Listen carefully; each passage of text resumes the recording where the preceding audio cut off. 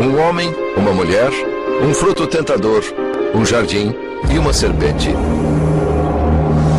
Mas não é história exclusiva da Bíblia. Ela também aparece em um antigo texto sumeriano datado de 2300 a.C., séculos antes do surgimento da Bíblia. Esse mito, então, teria sido plagiado pelos autores da Bíblia? Olá, eu sou Ralph Gomes, do canal Ateu Niilista, e hoje eu vou fazer uma análise sobre o programa Está Escrito. É um programa que tem como entrevistado o pastor, doutor em arqueologia bíblica, doutor Rodrigo Silva, onde a questão do programa é se existe provas da existência de Adão e Eva. Já é uma questão meio complicada de se questionar num programa, porque é mais do que óbvio para qualquer cientista, ou qualquer historiador, ou qualquer arqueólogo, porque, ao meu ver, essa questão da arqueologia bíblica é uma questão tendenciosa, arqueologia bíblica, confirmar eventos históricos de um livro, de uma coletânea de livros que é a Bíblia, não valida em nada a parte mitológica da Bíblia, não valida em nada a parte de crença, de doutrina bíblica, não valida nada, apenas validaria alguns eventos históricos, que não tem nada de sobrenaturais, nem seriam garantia da existência de divindades, ou que a Bíblia seja algo sobrenatural, ou de inspiração divina. Para qualquer arqueólogo sério, qualquer um que se diga cientista, qualquer um que tenha feito doutorado em qualquer tipo de especialização científica, ou dentro da história, dentro da arqueologia, jamais vai aceitar absurdos como esse. Mas enfim, o programa está escrito, um programa tendencioso, que é um programa de cristãos, onde a base do programa é tentar provar os absurdos bíblicos e a existência do sobrenatural, de Deus. Você vai ver nesse programa aqui coisas como Deus inspirou a Bíblia, ou o nosso Deus, ou devemos crer em Deus. Ele sempre, às vezes, encerra com uma oração. Então é um programa tendencioso. Falar que o Dr. Rodrigo Silva é cientista é uma heresia, porque na realidade ele não é cientista, ele é um pastor. Jamais, isso é contraditório, e é um paradoxo, alguém que se diga pastor, que acredita em uma divindade, se colocar como cientista. Mas enfim, vamos lá. Eu vou fazer uma análise aqui desse programa, uma análise aqui do que está sendo dito. Dr. Rodrigo, existem algumas evidências, eu creio, que o mundo diz que é preciso fé para acreditar, mas na realidade existem algumas provas arqueológicas. Por exemplo, Adão e Eva. Muitas pessoas dizem, não, para acreditar em Adão e Eva é preciso ter fé. Mas será que existem provas, evidências, quem sabe, arqueológicas da existência de Adão e Eva, do dilúvio? Aliás, aqueles primeiros capítulos lá do livro de Gênesis, que o mundo aí diz, não, isso é fantasia, isso é elemento de... Vocês precisam ter fé, mas será que existem algumas evidências de que aconteceram esses acontecimentos que a Bíblia declara lá no começo da Bíblia? Em primeiro lugar, Bill, vamos definir academicamente o que é evidência. Às vezes as pessoas não entendem bem o sentido de evidência. Pensam que evidência seria um DNA de Adão, um pedaço da orelha dele, a foto ossada. Não é assim que a gente trabalha com o método científico. Evidências são elementos que aparecem num determinado campo e que me permitem construir hipóteses de trabalho em cima daquilo.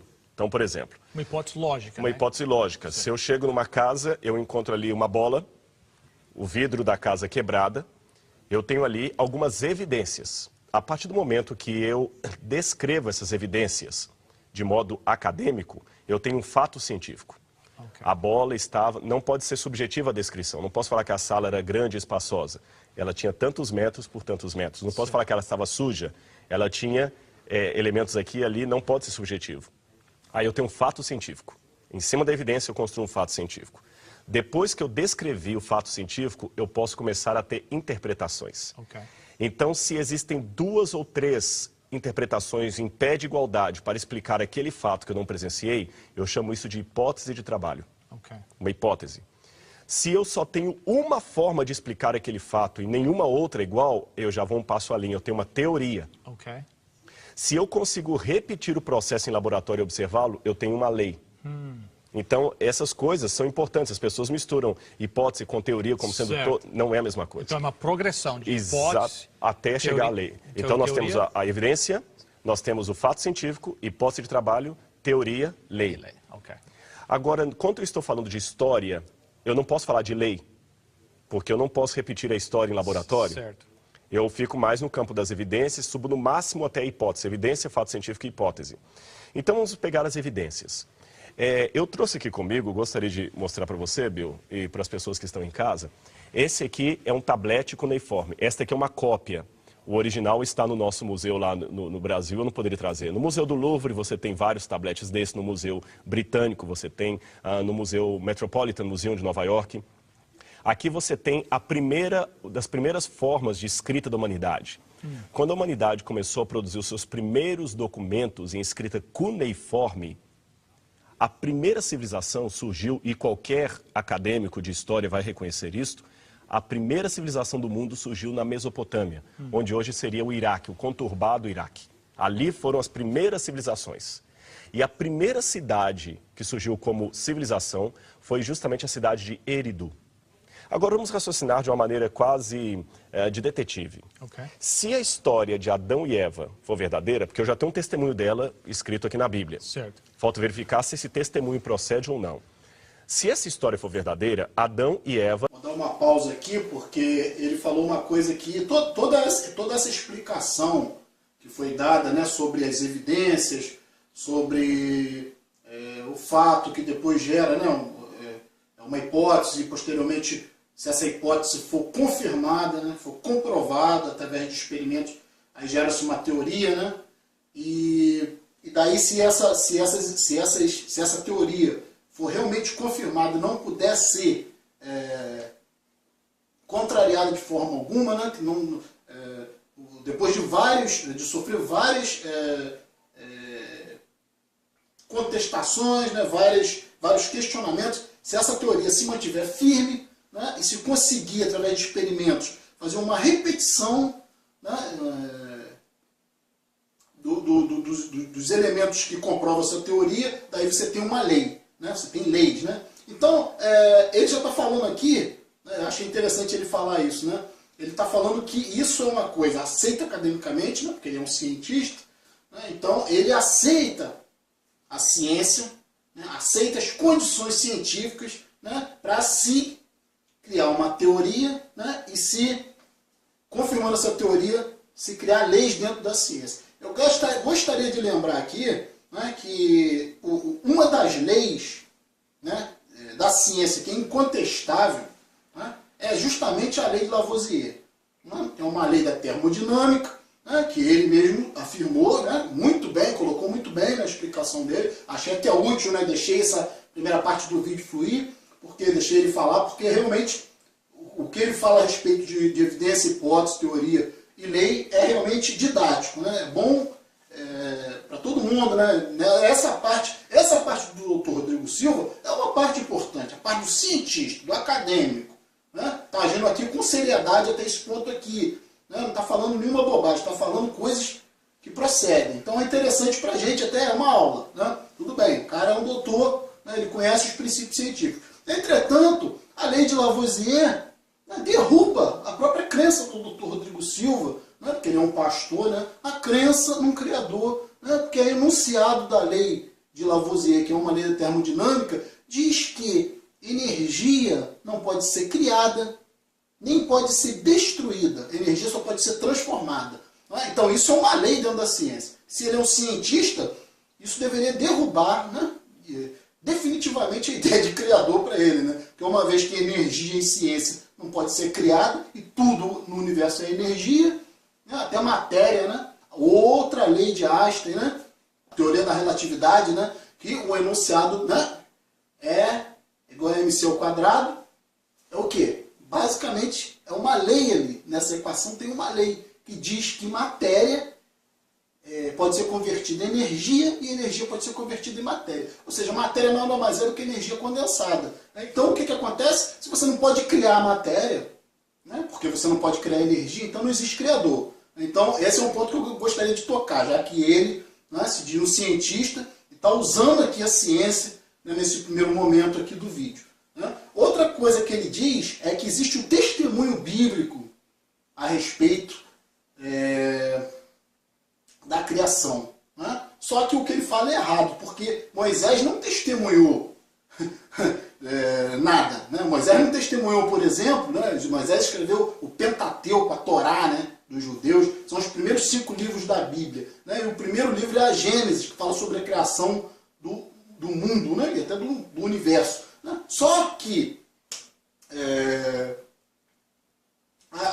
Moisés não testemunhou isso. Ele usou um termo errado, ele se equivocou. Né? Segundo o próprio Dr. Rodrigo Silva afirma, a Bíblia é de inspiração divina. Né? Então Moisés, na realidade, foi inspirado por Deus a escrever, a relatar tudo isso. Né? Ele não testemunhou, não foi testemunho ocular. Né? Ele não estava lá no evento, né? Mesmo porque Moisés vivia numa época bem posterior, né, à criação do mundo. Então, só quero deixar isso aí bem claro, uma coisa aqui que ficou um pouco confusa, esse negócio de que existe um testemunho bíblico da criação. Né? Moisés não foi testemunha de nada. Moisés apenas escreveu uma história supostamente inspirado por alguma divindade, né, por Jeová. Né? Vamos continuar. Estariam no topo genealógico de todas as nações do mundo, concorda comigo? Lógico. Eu estou trabalhando com 50% de chance de Moisés ter escrito uma mentira ou ter escrito uma verdade. Certo. Se for verdade, aqueles primeiros povos que surgiram ali eram descendentes de Adão e Eva. Lógico. E cronologicamente falando, também estariam próximos a Adão e Eva pela cronologia bíblica. Se for verdade o que a Bíblia falou, nos primeiros documentos da humanidade, eles deveriam fazer referência a Adão e Eva, ancestral comum. Lógico. Concorda? Um outro detalhe. Se o evento histórico é grande demais e traumático demais, ele vai deixar marcas na geração seguinte. Lógico. Isso é óbvio, não é? Os primeiros judeus que sobreviveram ao holocausto nazista da Segunda Guerra Mundial, todas as gerações falavam do nazismo até hoje. Quantos anos já se passaram desde a Segunda Guerra? E você ainda tem o filme A Lista de Schindler sendo exibido, você tem outros livros sobre os judeus até hoje, têm o trauma do nazismo, eles contam e recontam a história. Então, da mesma maneira, se aqueles elementos de Gênesis 1 a 11 ocorreram, um dilúvio catastrófico, a expulsão do casal, do paraíso, do Éden, eram coisas que deveriam estar na memória do povo. Terceira regra, antes de nós avaliarmos as evidências. Olha só o que ele fala, né? De novo, um dos grandes problemas aqui do doutor pastor Rodrigo Silva, né, é que ele costuma misturar fato histórico, né, com mitologia. Né? Ele fala, por exemplo, que uma coisa interessante, quando existe um fato que foi muito importante para uma civilização, que deixou um trauma, né, por exemplo, como na história do dilúvio, né, que não existe nada de sobrenatural no dilúvio, apesar da interpretação dos evangélicos ou interpretação dos arqueólogos bíblicos, ser de que isso foi uma praga de Deus, né, um dilúvio é simplesmente uma inundação, né, de proporções, de grandes proporções. Então, obviamente, esses traumas, né, deveriam ficar registrados na história desses povos e ser passado, né, para a posteridade através das gerações. Isso aí há de se concordar. Agora, ele quer falar o quê? Que ele usa o exemplo, por exemplo, do nazismo. Né? Ele diz que o nazismo foi, né, um evento ali traumático para os judeus, que houve ali o Holocausto, né? Só que o nazismo é um evento histórico comprovado. Né? Ele não é nada de sobrenatural. Né? A Segunda Guerra envolveu envolveu o mundo inteiro, a Segunda Guerra Mundial. Né? Tanto a Primeira Guerra Mundial como a Segunda Guerra Mundial. No caso do nazismo ali, né, que se estabeleceu durante o período da Segunda Guerra Mundial, né, não houve nada de sobrenatural. Né? Vários povos participaram, vários povos ratificaram. A guerra foi entre várias nações do mundo. Né? Então, não houve nada de sobrenatural. Foram eventos ratificados por várias nações, né, registrados, né, e passados às gerações futuras. Né? E se tem evidências físicas, da Segunda Guerra Mundial. Se tem as armas, se tem os cadáveres, né? Se tem as insígnias, se tem as fardas, se tem os locais, se tem documentos, né? Se tem...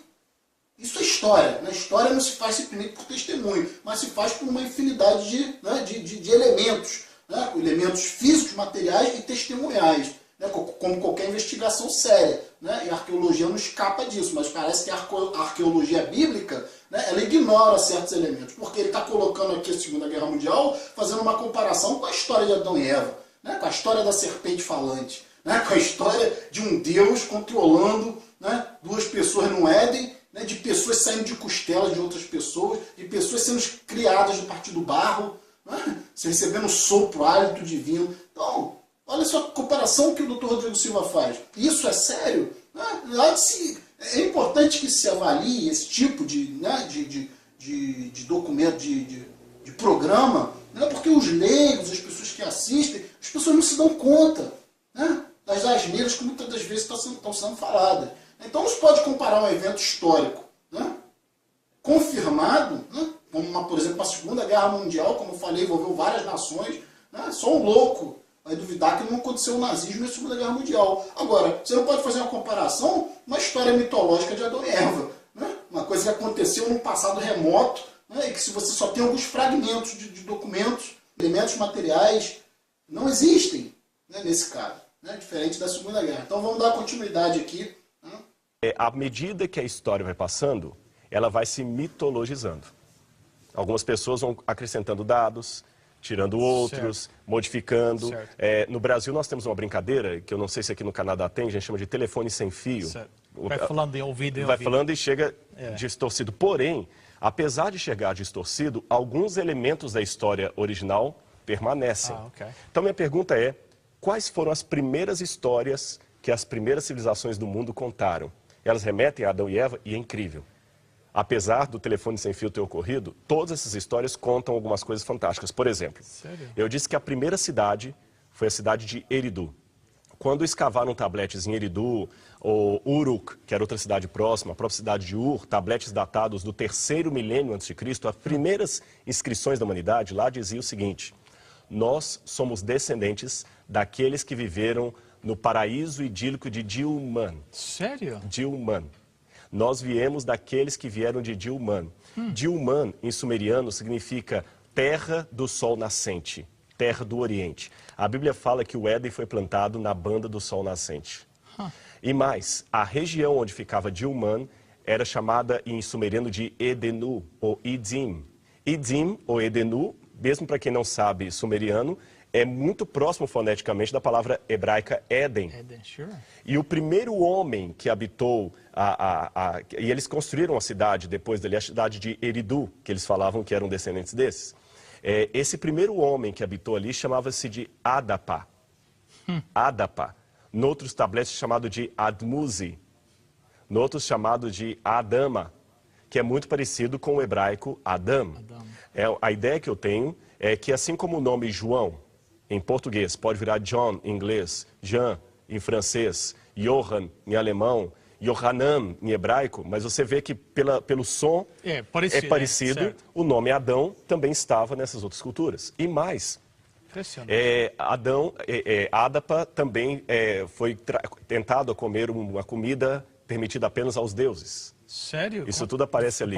Aparece. A figura de Ningirzida, uma serpente. A serpente aparece, uma serpente diabólica que os leva. Há também a história dos Anunnakis que promoveram uma rebelião no céu contra os deuses. E esses Anunnakis eram em número de 900. 300 Anunnakis ficaram rebeldes, 600 ficaram fiéis. Um terço caiu. E a Bíblia fala de uma rebelião também com o texto. As semelhanças são incríveis, muito incríveis. Mesmo você pegar Lévi-Strauss, por exemplo, o falecido Lévi-Strauss, que era ateu e que não aceitava a historicidade da Bíblia, mesmo ele ficava impressionado como o núcleo da Bíblia está presente em outras culturas. E não somente ali em outros lugares. Sumarizando, eu acredito que eles traziam ainda essas histórias contadas pelos ancestrais e fizeram uma coisa. No Brasil, nós temos um fenômeno que nos Estados Unidos tem. Eu conheço pouco o Canadá, mas eu presumo que aqui também eu vai encontrar algo semelhante. Nós temos cidades fundadas por imigrantes. Certo. E quando eles fundam cidades, geralmente eles colocam ali o nome de alguma cidade dos seus antepassados. Exato. Nós temos no Brasil, você tem, por exemplo, nos Estados Unidos, você tem a região da New England, Yes. a Nova Inglaterra. Exato. No Brasil nós temos Nova Trento, nós temos Novo Hamburgo. Certo. Nós temos rios que têm o mesmo nome de lugares da Europa por causa dos imigrantes. Acredito que aqui também. Aqui também é a mesma coisa. Eles colocaram o nome dos dois rios ali de Tigre e Eufrates, que era justamente o nome de dois rios dos 4 que haviam no Jardim do Éden. A cidade de Eridu, alguns presumem também que teria alguma ligação etimológica com a raiz da palavra Edin, Éden, que significaria planura. Então existem muitas semelhanças, são incríveis.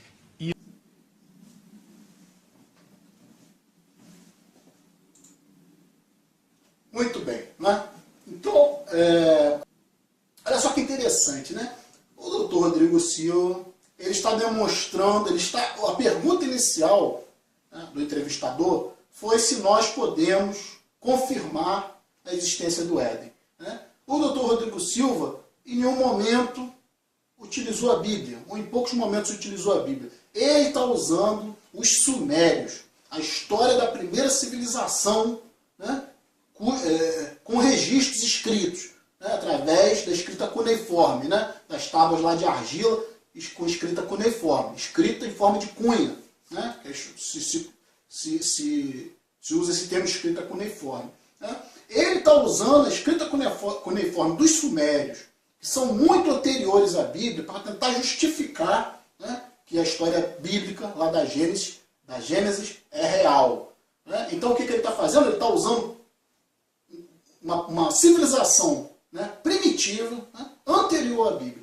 Se você for um arqueólogo, né, se você for uma pessoa séria dentro de ciência, você vai entender o quê? Né? Que, na realidade, a Bíblia não é original. A Bíblia é compilação de textos antigos.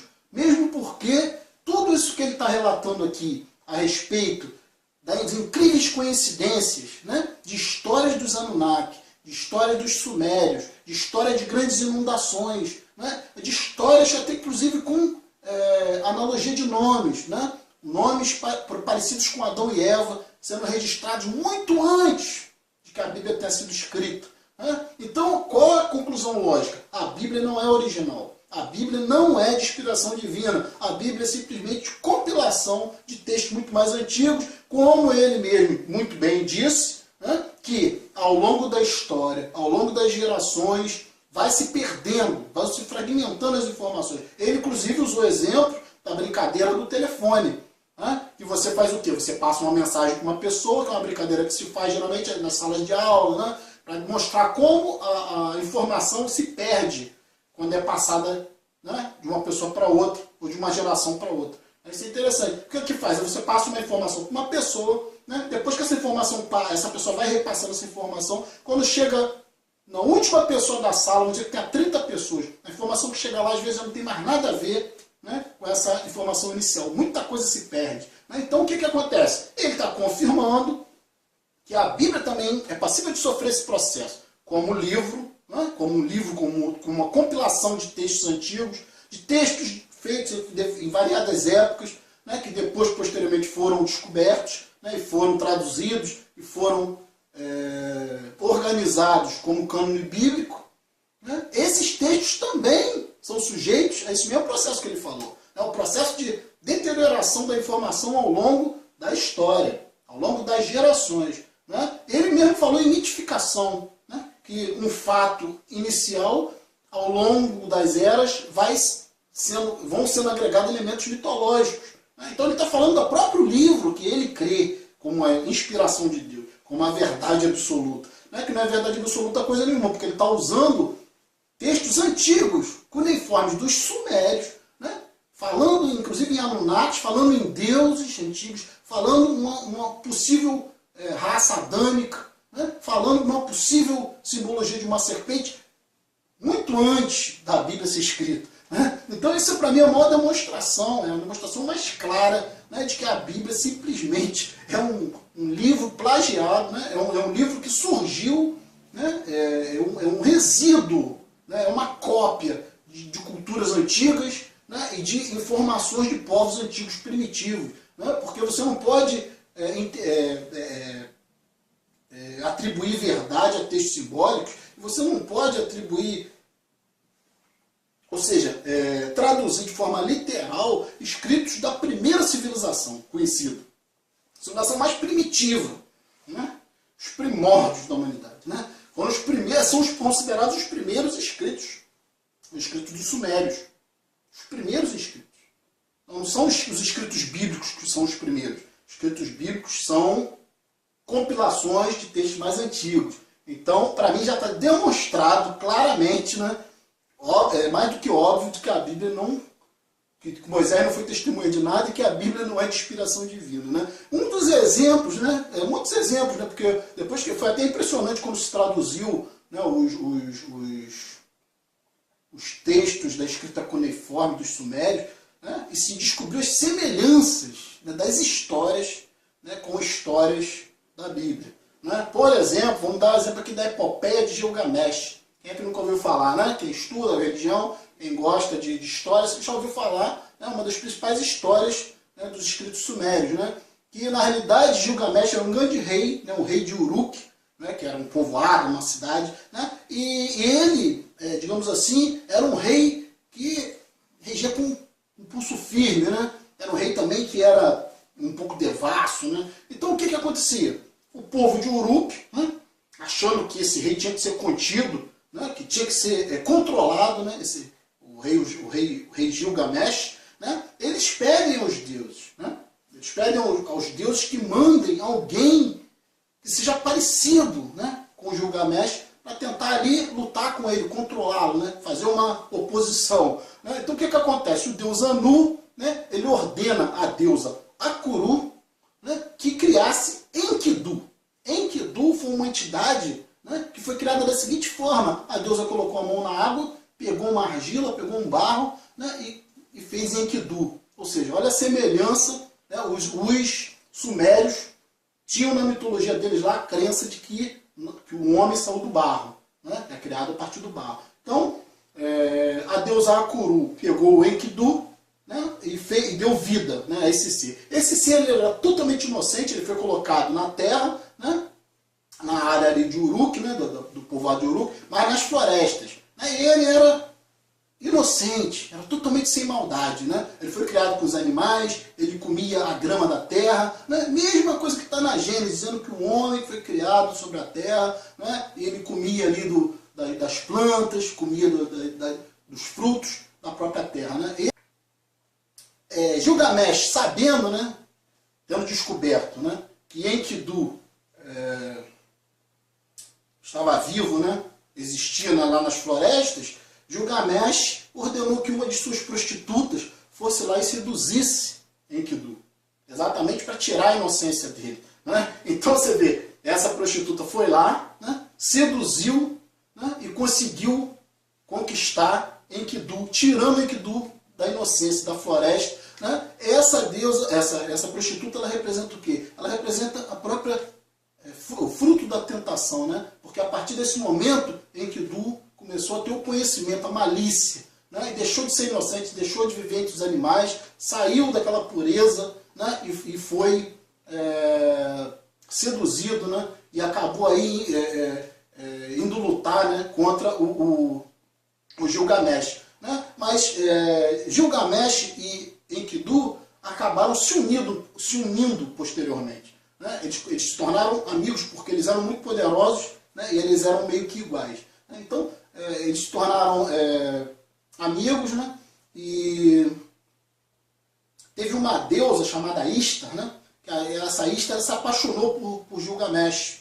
Né? Ele achou Gilgamesh assim, um grande guerreiro, se apaixonou por ele. Só que ele renegou essa deusa, né? Ele não correspondeu. E essa deusa ficou com grande ódio, né, de Gilgamesh. Né? Então o deus Enlil, que era o deus mais agressivo, o que ele fez? Ele mandou matar, né, Enkidu, que era o parceiro de Gilgamesh. Né? A partir desse momento, Gilgamesh decidiu, se revoltou, né, e decidiu que ele ia ser imortal, que ele ia buscar a imortalidade. Né? Então, quando ele parte, né, numa busca pela imortalidade, ele conhece Utnapishtim. Utnapishtim é uma espécie de um Noé, né, que ele era um imortal, viveu, né, era imortal, já tinha aí quase 1000 anos de idade. Né? Aí Utnapishtim falou para ele que Gilgamesh não ia conseguir a imortalidade. Ele não podia dar a imortalidade para Gilgamesh. Entretanto, ele ia contar a história dele, como ele chegou a ser imortal. Então ele conta que no princípio, né, os deuses, uma certa época, os deuses começaram a se irar, né, porque havia muita gente na Terra, no planeta. Estavam fazendo muito barulho, muito tumulto, e não estavam deixando os deuses dormirem. Então os deuses se revoltaram e decidiram destruir toda a humanidade. Né? Então o que acontece? Enlil, né, esse deus decide destruir toda a humanidade. Sendo que uma deusa, né, fala com Utnapishtim, ela fala com ele, construa um barco para você se salvar. Né? Coloque todos os seus animais, toda a sua família, provimentos dentro desse barco. Né? E saia e espere que vai vir um dilúvio. Aí o que acontece? Né? O deus Enlil manda o dilúvio, afoga toda a humanidade. Né? E aí Utnapishtim, que é um Noé, né, dos sumérios, fica nesse barco durante um período. Né, o mundo está todo inundado, né, ou aquela parte ali do mundo está toda inundada, e ele chega, isso é tudo história suméria, isso está na escrita cuneiforme dos sumérios. Né, a história é muito parecida com a história de Noé. Ele chega inclusive a enviar uma pomba, né, para ver se essa pomba retorna com algum alimento ou não retorna, né, para ele saber que as águas estão abaixando. Isso tem na Bíblia também. Na Gênesis fala que Noé mandou um pássaro. Né? Então, uma pomba, né? Então, depois de um tempo, a água desceu, né? E o barco lá se assentou no monte. Isso aí é história suméria. Né? E a mesma história de Noé. Então, nós chegamos à seguinte conclusão, de que as histórias bíblicas são compilações, plágios, né? São uma reformulação de histórias antigas. Não há nada de original na Bíblia. A Bíblia não é o livro mais importante, nem o mais antigo. Os mais antigos escritos da humanidade são as escritas cuneiformes dos sumérios, cujas histórias, como eu apresentei aqui a epopeia de Gilgamesh, é muito parecida. Fala sobre inundações, fala sobre um Noé, né? Fala sobre uma construção de um barco, Deus mandando construir um barco, uma embarcação. Então, né, eu acho que eu vou finalizar por aqui, porque não tem muito mais o que falar. Né? Eu acho que o próprio vídeo, né, a própria entrevista do Dr. Rodrigo Silva condena suas próprias crenças. Né? Porque quando você trabalha com ciência, a ciência desmistifica, né, essas questões da religião. Então eu sou o Ralph Gomes, do canal Ateu Niilista. Um abraço a todos e estamos juntos pela propagação do conhecimento.